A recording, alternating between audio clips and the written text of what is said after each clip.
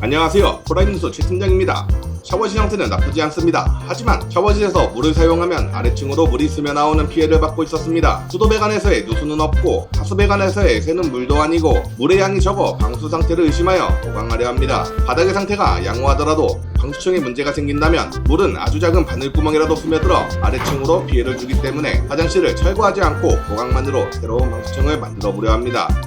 첫 번째 단계는 하수배관 보강입니다. 기존 마감했던 제품이 무엇인지 모르기에 방수 성능이 있는지 없는지 알 수가 없어 유가를 제거한 뒤에 저희가 사용하는 혼합방수제를 사용하여 재시공해주도록 합니다. 정확한 제품의 명칭은 말씀드릴 순 없지만 접착력이 기존 시멘트보다 강하며 수축 정도가 훨씬 적으며 기존 시멘트보다 빠르게 굳는 성질을 갖고 있어 방수 시공과 보강에 맞게 혼합 제작하여 사용하고 있습니다. 이러한 특성 덕분에 유가 및 트렌치 등 설치 혹은 재시공할 때 내구성과 방수성에 큰 효과를 줄 수 있어 꼭 시공하는 부분 중 한 군데입니다. 시공 비용 또한 넓이를 고려하지만 트렌치 또는 유가의 개수나 크기에 따라 비용 또한 상이하게 나타나게 됩니다. 보통 타일 상태가 나쁘지 않고 새로 인테리어를 원하진 않지만 방수 효과가 필요할 때 이 공법을 추천드립니다. 예를 들어 영업장의 화장실 또는 샤워실, 음식점의 화장실 또는 주방에서의 시공을 주로 많이 합니다. 철거 방수를 할 경우 공사 비용도 만만치 않지만 영업을 3일에서 많게는 일주일까지 못하게 되어 영업 손해가 더 클 경우 이 공법을 추천드립니다. 공사 시간은 6시간에서 범위에 따라 하루 정도 소요가 되며 붙이는 시간 하루까지 해봤자 2일이면 다시 영업을 할 수 있으니 그런 부분에 고객님들께서 많이 찾아주시는 것 같습니다.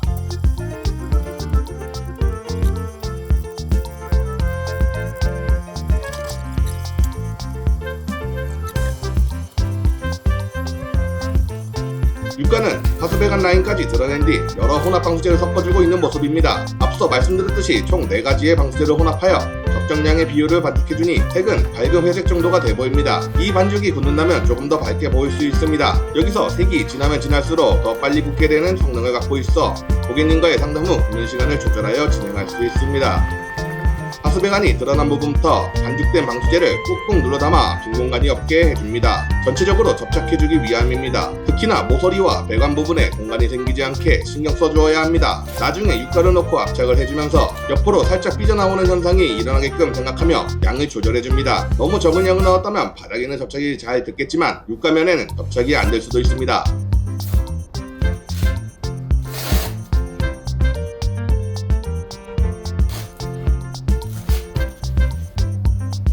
충분한 양을 넣어주었다면 당장의 표면은 크게 신경 쓰지 않아도 됩니다. 유가가 밀려 들어가며 넓게 퍼져 접착이 되니 말이죠. 유가를 붙이기 전에 표면을 잘 닦아주도록 합니다. 간혹 스텐 표면에 보호용 필름이 붙어져 있다면 그것도 떼주셔야 합니다. 시간이 지나면서 필름의 접착력이 약해지고 방수층은 필름에 붙어 있으니 결과적으로는 방수층과 유가가 붙어 있지 못한 결과가 금세 생길 수 있습니다.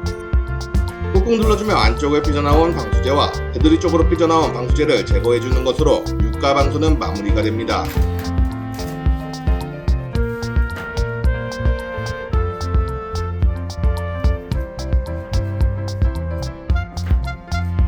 이제 두 번째 단계입니다. 벽과 바닥에서 만나는 부분을 보강해주도록 합니다. 보통 바닥면과 벽면이 만나는 모서리에 실금이 잘 가기 마련입니다. 접착 방수제로 띠를 전체적으로 둘러주어 크랙이 생겼다면 방수제로 막아주고 크랙이 아직 안 생겼다면 크랙이 생기는 것을 예방해주는 역할을 합니다. 여기서 일정한 간격으로 시공하는 것이 중요합니다. 눈에 띄는 곳이니 최대한 일정한 간격을 유지해 기존 타일과 이질감이 최소한으로 될 수 있게 시공해야 합니다. 이 작업이 가장 난이도 있는 작업입니다. 타일이 매끄러운 면이 아니기 때문에 한번 훑고 지나간 부분에 자국이 생깁니다. 이 자국을 잘 닦아내면서 칠해나가며 두께 조절을 위해 힘을 잘 분배해서 진행해야 합니다.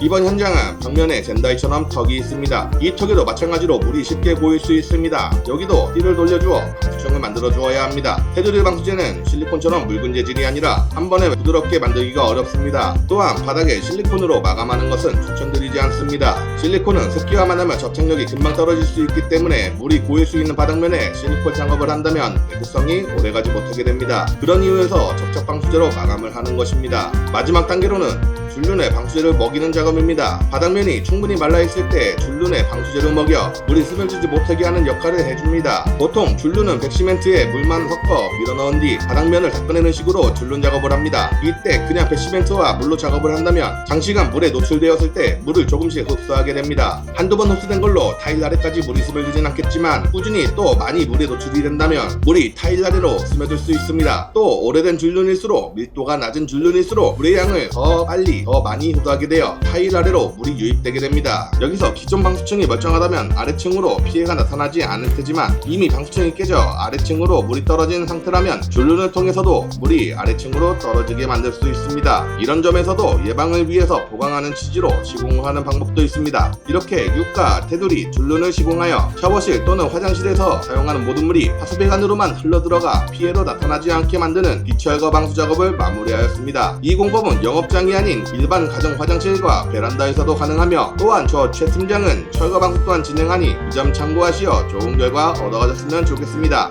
감사합니다.